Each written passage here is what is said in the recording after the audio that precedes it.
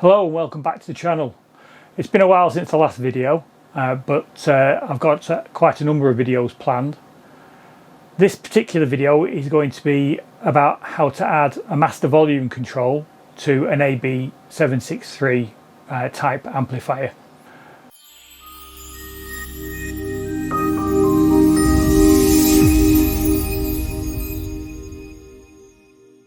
Pause if necessary, but please take a moment to read the following.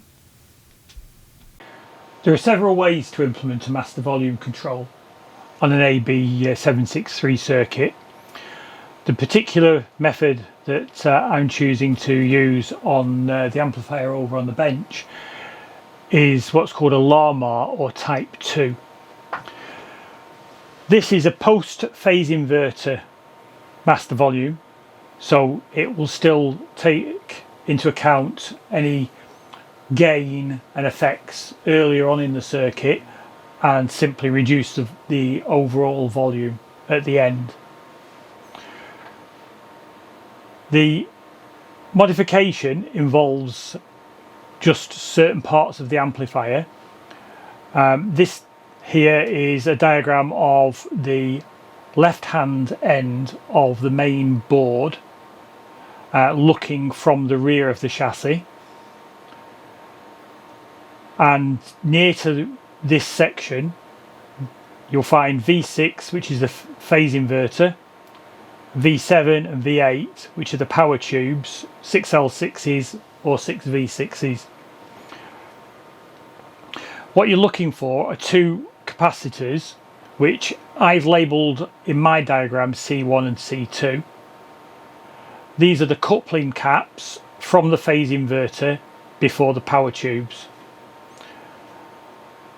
You'll notice these two caps next to each other, and they're probably the two left hand caps or the second and third from the left hand end, but you'll know which caps I'm talking about because there's a obvious V shape of two resistors between them at the top and an inverted V shape of two resistors at the bottom.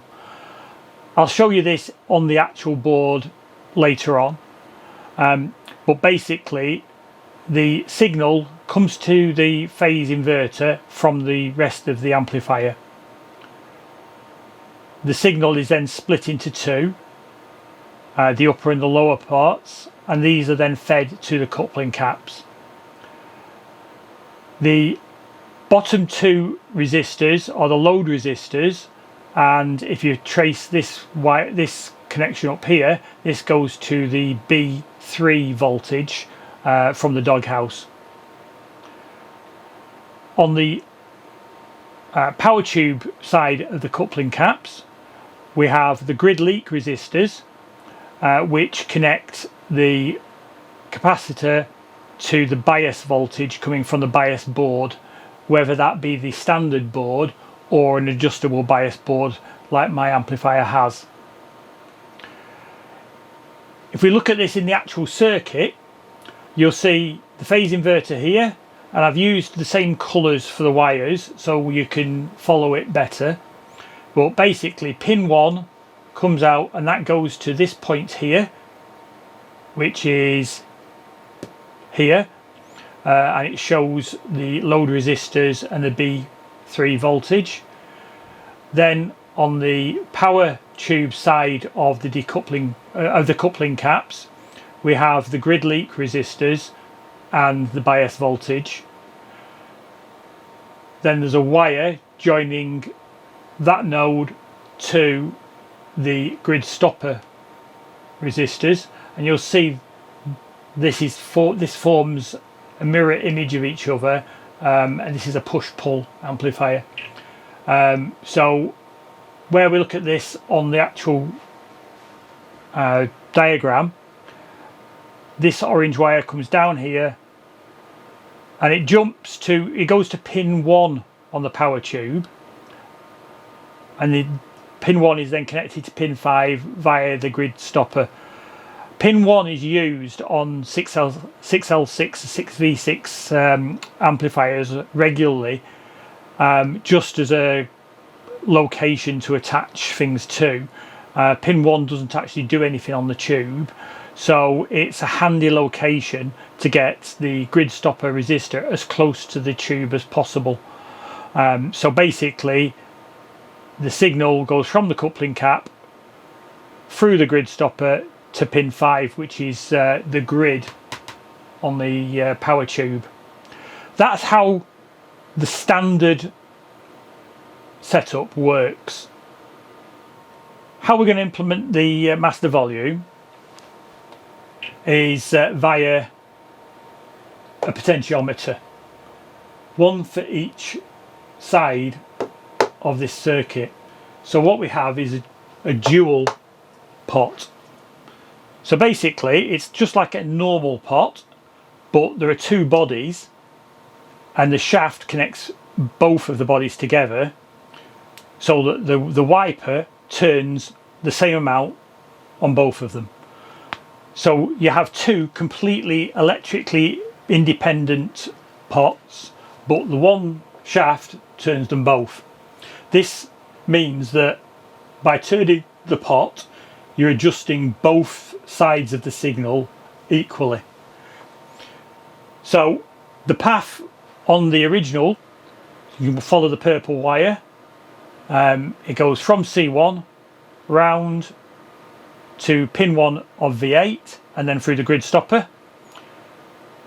From C2 round through pin 1 of V7 through the grid stopper to pin 5. In our new circuit they do exactly the same, but they enter the separate bodies of the pot at the right hand side and then back out through the wiper. So in position 10 on the control, all of the signal comes in to the right hand side of the pot and comes straight back out through the wiper. So this makes it completely transparent. So in position 10, full volume, it's like you don't have anything in the way. The bias, instead of feeding in here, we're feeding it in here. With a 250k pot and a 1.8 meg resistor, this will give the same bias as the two original resistors, the same setup. So in position 10, electrically it looks like you don't have anything, but as you turn this down, less and less of the signal is getting to the power tubes. And here I have the 250k pot. It's a dual pot as I described, and the two 1.8 meg resistors, and there's a long enough piece of wire attached to all of them so that they can go into the amplifier itself. This is the amplifier that they'll be going into, and you can see what I described as C1 and C2, and if I pull those to the side you can see the two resistors, the bias input, the two wires that go to the two power tubes, and the two wires coming from the phase inverter.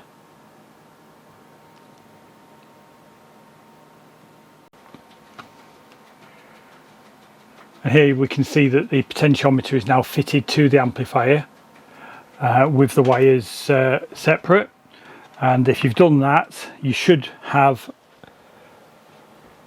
no resistance or very little resistance with it in the position 10, and as you turn it down to 1 you should have the full resistance of the pot, which is slightly high on this one at 270, but they're both the same, so that's fine. Okay, so we now have the modification fitted. You can see the orange and purple wires going to the two capacitors with the two resistors forming the V removed. The bias did come from this point here to that central point, but I've now removed that wire, and the bias now goes to the master volume pot, to both of them, with the resistor fitted. The purple wire now goes through half of the pot and back to the power tube, and the orange does the same.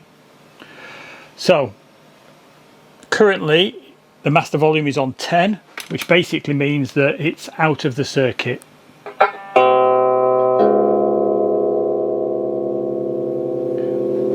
And as we reduce the master volume,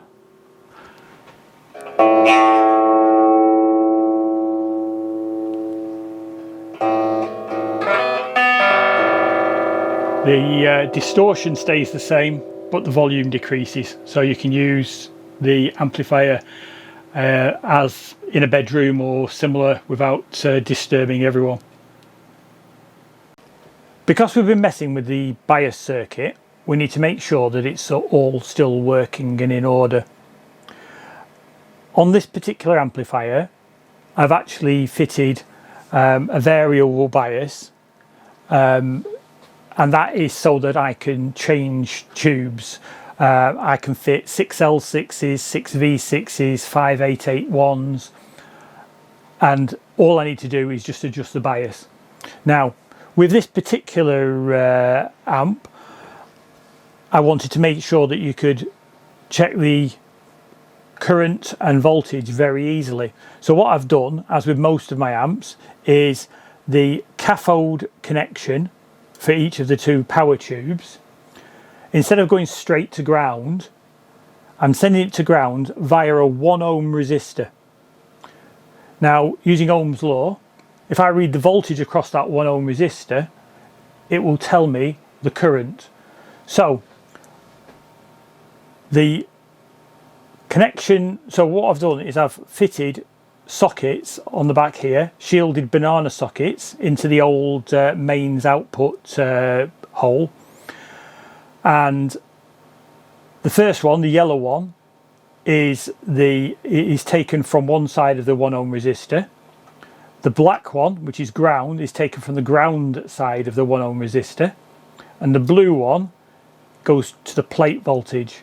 So using these 3 sockets, you can directly read the plate voltage for that tube, and by checking the voltage in millivolts, that will tell you the current in milliamps.